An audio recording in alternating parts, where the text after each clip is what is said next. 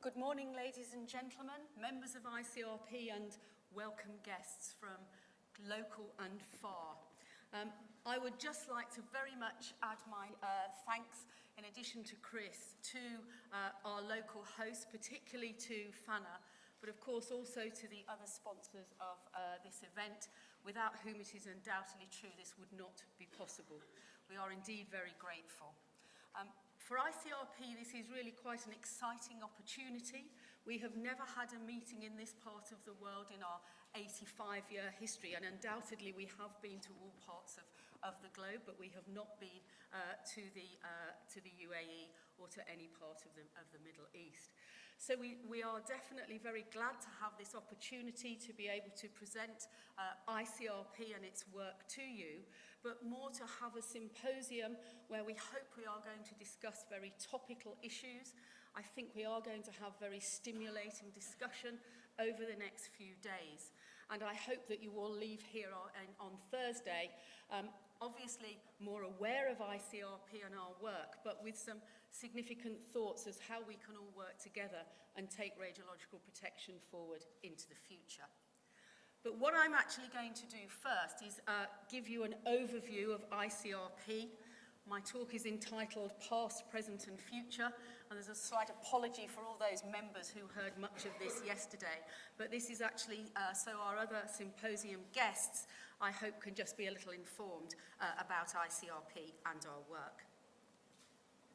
So first of all, what about ICRP in the past? Well, ICRP, as we've heard, is 85 years old. It was founded in 1928 as the International X-ray and Radium Protection Committee. And the early work of ICRP dealt largely with occupational exposures, but particularly in the medical field, as X-rays and its use, of course, had advanced. ICRP became ICRP, in fact, in 1950, when we was given its current name and a broader remit in the work that it does. ICRP is a registered charity in the UK, and we exist as the main commission, which is 12 members and a chair, and our 5 committees. And I will, of course, go into this in a little more detail. This just shows you ICRP when it was actually established. This is the steering committee of the International Congress of Radiology when they met in Stockholm in 1928, and this is where ICRP was born. I'd just like you to note that Anton Becler from France, who was actually at this initial meeting, already had radionecrosis of his hand, and in fact this is his hand covered by a glove. And again, this is what ICRP was all about. This is a very old photograph, but does show early radiation necrosis of the hands of some of the early workers, and hence the need for ICRP's existence and to provide guidance. This is in fact then the first dinner of ICRP that was held in Stockholm in 1928 again, and of course there were already some illustrious members of what became the radiological protection community, and in particular Rolf Sievert was actually at that dinner. The mission of ICRP has really been largely unchanged over the last 85 years. We exist to advance for the public benefit the science of radiological protection. And of course, in particular, our role is to provide recommendations and guidance on all aspects of protection against ionizing radiation. So that's just a little about our past. What about ICRP today in 2013? I've already mentioned we exist as the main commission chair and 12 members, and the commission actually sits for 4 yearly terms, and then we have elections.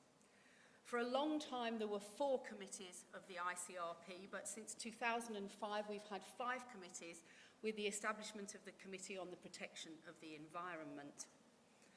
In addition to that, we have a very active scientific secretariat, and again, for a long time, that's existed with 1 employee. Of course, today that's Chris Clement, but over the years, there have been several scientific secretaries. ICRP has produced publications and documents ever since its inception, but the current publication series began in 1959, and this has been in the form of the Annals of the ICRP since 1977. The structure of ICRP is really very much, as mentioned, the main commission, the secretariat, and the 5 committees. But we do realise that very much of the work of ICRP in developing documents and our recommendations exists through the work of our task groups, which involves experts not only from within the ICRP membership, but from experts from much further afield, including many of you I know who are in the audience. And we rely on your expertise to help develop our documents that become our recommendations. And this is truly an international group of people. The structure of ICRP for the current term has actually seen some changes. This is just an overview, and I will mention it a little in more detail. So we have a new vice chair in Jacques Lechard from France. We have 2 new committee chairmen, John Harrison and Carl Magnus Larsen. But in addition, we have a new chairman that's only been established this week at our main commission meeting, and that is Donald Kuhl from the USA. He is taking over as chair of Committee 4 from Jacques Lechard, who has really far too much work to do as the vice chair and a committee chair. Just a little bit about myself, for those who may actually not know who I am, where I'm from and what I do. I am a practicing vascular and interventional radiologist at Cambridge in the UK. And by that, I work 5 days a week using ionising radiation in my interventional procedures. I actually work 1 weekend and 1 week of nights in 5. And so the rest of the time I try and devote to ICRP. I've actually been a member of ICRP since 2001. I was the chair of Committee 3 from 2005 to 2009 and have been the chair from 2009. And for those who may wonder, well, you say you do interventional radiology, what actually does that mean you do? Well, I spend a lot of my time fixing the aorta, in the main artery in the middle of your body and down your chest and abdomen. I fix that using ionising radiation. And I use large doses of ionising radiation. Somebody actually asked me yesterday about the doses that patients receive from my procedures. I have to admit the largest dose has been 9 gray, but I very frequently have to use 2 to 3 gray of radiation to actually achieve the medical result. What I'm trying to do is actually stop people having to go through a much more invasive procedure. So instead of having your abdomen cut from top to bottom down the middle and spending 2 weeks on the intensive care unit, some of my patients only have a very small incision in their groin and they can be home within 24 or 36 hours. And this is just one of the ways that the use of radiation has, of course, made tremendous advance in the field of medicine. Just coming back to other members and changes in the ICRP for this term, as already mentioned, we have the new vice chair and we have 3 new committee chairs, and Donald Kuhl will be effectively the chair of Committee 4 as from the 1st of November. We have other new main commission members. We have Hua Lu from China and Sergei Romanov from Russia, who have both joined the main commission. But in addition, as a result of our nominations and election, almost half of the committee members of ICRP are new for this term. And this again makes this quite an exciting opportunity for ICRP to work with new experts from around the globe. I'm sure you are all familiar with Chris Clement, but just to remind you that he is our main organiser. He actually coordinates the work of ICRP, and without Chris's tremendous effort and commitment, again, the ICRP Commission and committees would not be able to function as they do. In addition, we of course have people who you may not be familiar with and may not even know or see. We have Michiya Sasaki, who came to us from CRPs in Japan and has been for the last 3 years our Assistant Secretary. Michiya will be returning to Japan early in 2014, but he has made a huge commitment again to the work of ICRP and has been our Assistant Secretary. Lynn Lemaire is our only other paid employee at ICRP, and she's our Executive Assistant who again does tremendous work with Chris on the organisation of ICRP. ICRP does have regular meetings. The main commission now meets usually twice a year. Historically, that was only one meeting, but the amount of work that we have to do has increased significantly, and we now meet on 2 occasions a year. The committees usually have an annual meeting, and we have a biennial meeting, of which, of course, this is why we are here, but in addition, we have linked for the last 2 years and now this to our symposium. Task groups meet as is necessary to conduct the work and the projects they are working on. So how did ICRP actually change in the last couple of years? We developed a strategic plan for this term, or rather the end of last term and into this term.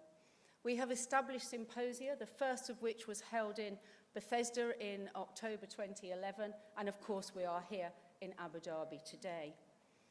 We have also initiated an election process with nominated members that has been very successful, as mentioned, in recruiting half of our new membership. And the other thing that ICRP has done is actually change our publisher this year to Sage Publishing from Elsevier. So ICRP exists through its system of radiological protection. We have a very wide community, as mentioned. Although we have 84 official main commission and committee members, we have more than 200 members who really work in conjunction with us as part of our task groups. To date, we have produced 103 publications. At any one time, we have 20 to 25 active task groups. And in our 85-year existence, we have produced 13 sets of fundamental recommendations. We have now 5 standing committees, but I'd just like to remind you what we really have is one unifying system of radiological protection. This system was, of course, most recently updated in 2007 with publication 103.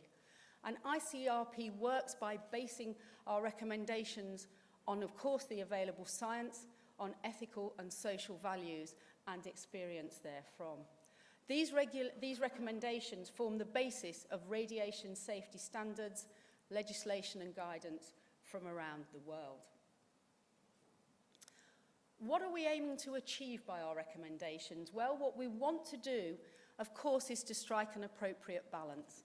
We want to contribute to an appropriate level of protection for people and the environment against any possible detrimental effects of radiation, but we do not want to limit any desirable actions that may be associated with the exposure. And as we all know, getting this balance right can at times be difficult and challenging. I'd like to again remind you that ICRP is a charitable organisation.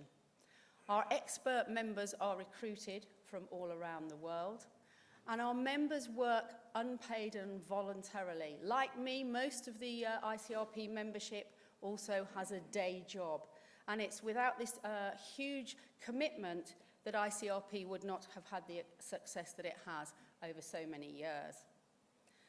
So a little about how I see ICRP moving forward into the future.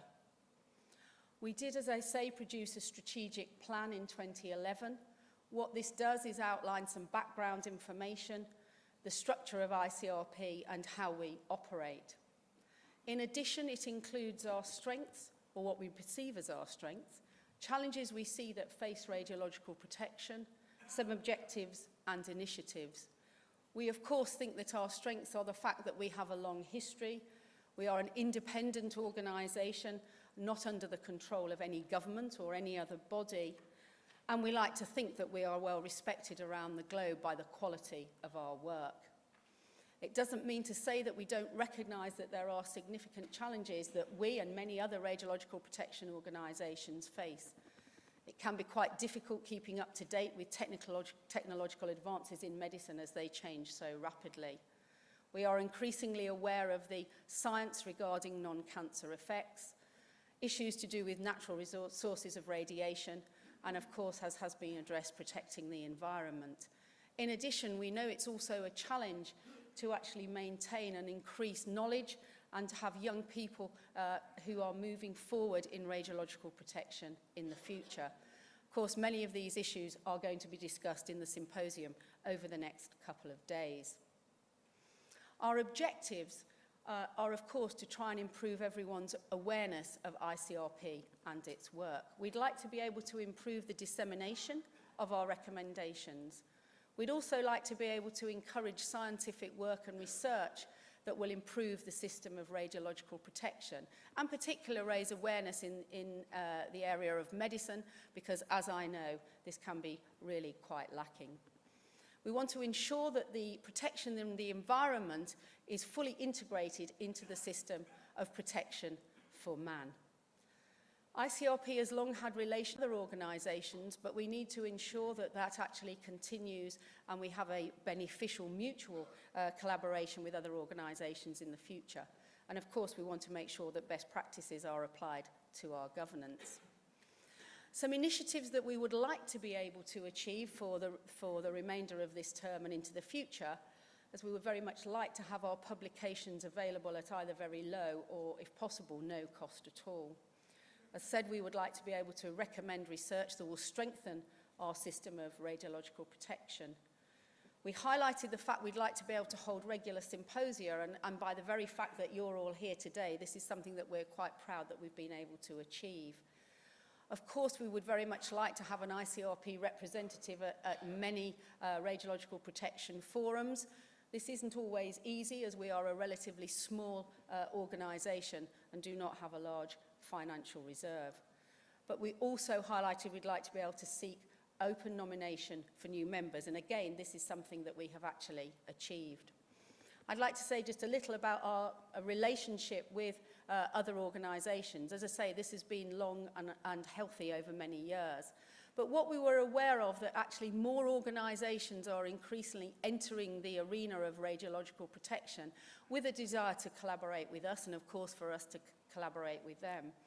It became obvious that we were not really able to accommodate any more observers at our committee meetings, and in particular the Committee 4 meeting, where many observers had been present.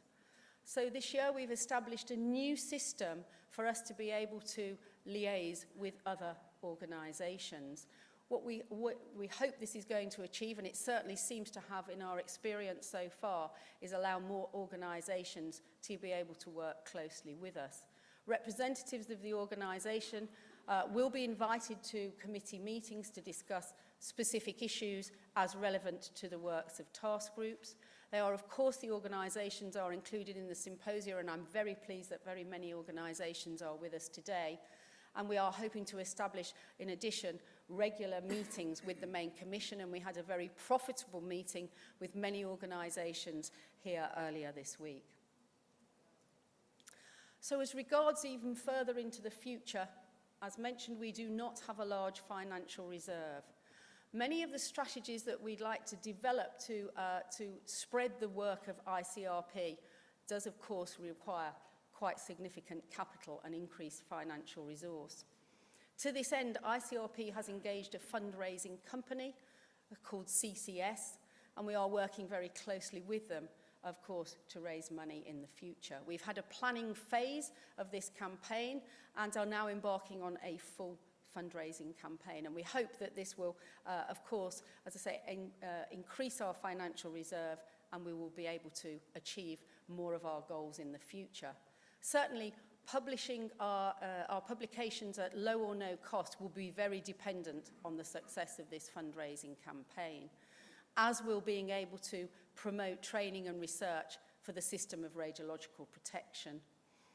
Members of ICRP and the Scientific Secretary spend a considerable amount of time they probably don't really have at many radiological protection meetings, but we would like to be able to increase further this representation whenever possible. I've mentioned that we had nearly 200 nominations for the new ICRP membership. It was very refreshing and certainly encouraging to us that there are people out in the radiological protection world who are interested in the work of ICRP. I think we need to take from this ways to review and, of course, maybe refine our electoral process in the future. Having established our symposium in Bethesda in 2011, I think we're now going to be able to take this further forward, and certainly from the success we're hoping from this symposium here in Abu Dhabi into our third symposium, which is already planned to be in Korea in October 2015. So very finally, I hope that has shown you that ICRP has certainly had a very long history in providing recommendations and guidelines in radiological protection. And I see no reason, challenges or not, why we should not be able to continue to be that leading authority well into the future. However, as an organisation, we do have to recognise the need to modernise, to evolve, to address difficult issues and not hide from them, and to interact with other radiological professional bodies, professionals, organisation, and probably through these organisations, even out to the public. Thank you very much.